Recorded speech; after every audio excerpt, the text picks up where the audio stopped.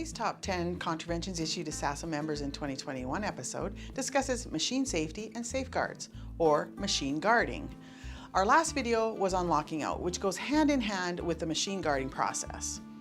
In recent years, Saskatchewan companies have paid hundreds of thousands of dollars in fines for improper safeguards and the lockout processes that led to deaths of workers. We need to look harder at our facilities' machines to ensure we're protecting our workers and not ending up in a huge pile of statistics of what went wrong. We'll look at a couple of regulations today to help you understand the requirements and how you can be compliant. Regarding the regulation about operation of machines or equipment by workers, it's pretty straightforward. Workers must be trained. Operation by workers, 10-1-1. An employer or contractor shall ensure that A. Machines are operated only by a competent worker, and B. Workers are informed of any risks associated with and trained in the safe use of the machines. If you've lost the user manual or thrown it away, most equipment manufacturers have manuals available on their website, so you can check it out there.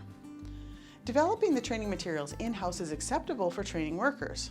SASM strongly suggests the training materials are in writing for safe, consistent, and correct operation of the machinery in your facility. If you need help creating in-house material, SASM offers a course to guide you through the process.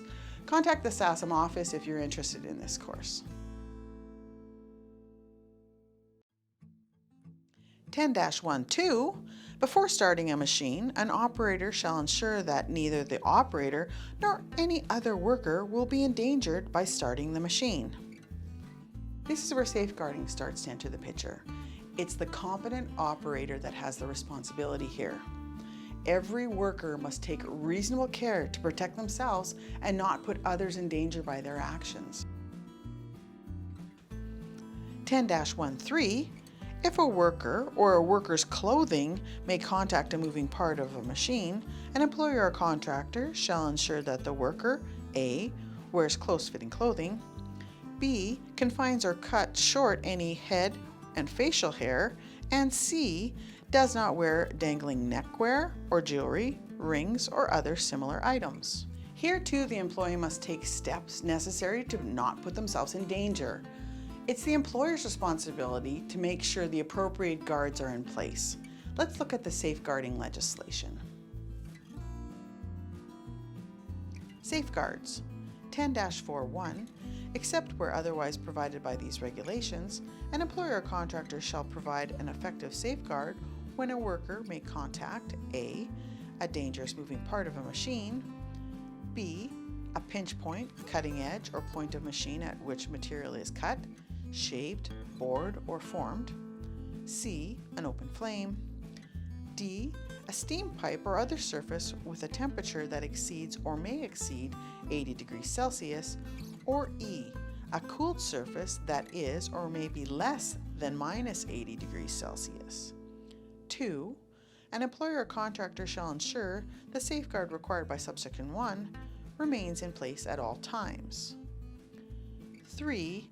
Subsection 1 does not apply to A. a machine that is equipped with an effective safety device that stops the machine automatically before any part of the worker's body comes into contact with the hazard mentioned in the clause. That's a lot of dangers where safeguarding is to be in place, and it can be confusing. SASM offers a course on safeguarding machinery and equipment to help you better understand how you can safeguard your facility.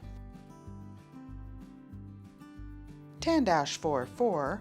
An employer or contractor shall ensure that a safeguard that is removed from a machine or made ineffective to permit maintenance, testing, repair, or adjustment of a machine is replaced or made effective before a worker is required or permitted to use the machine. That's where the lockout I mentioned earlier comes into play. 10-4-5. If there's a possibility of machine failure and of injury to a worker resulting from the failure, an employer or contractor shall install safeguards that are strong enough to withstand the impact of the debris from the machine failure and to contain the debris resulting from them. So your safeguards must be effective and strong. For more information, SASM offers an in-person course on safeguarding machinery and equipment, an introduction to general requirements. We also offer online lockout tagout or lockout tagout train the trainer in person. There's a safeguarding checklist linked to this newsletter, or you can go to the sasm.ca website under newsletters and you'll find the link there. You can always contact any SASM safety advisor to have a copy sent to you or for more information.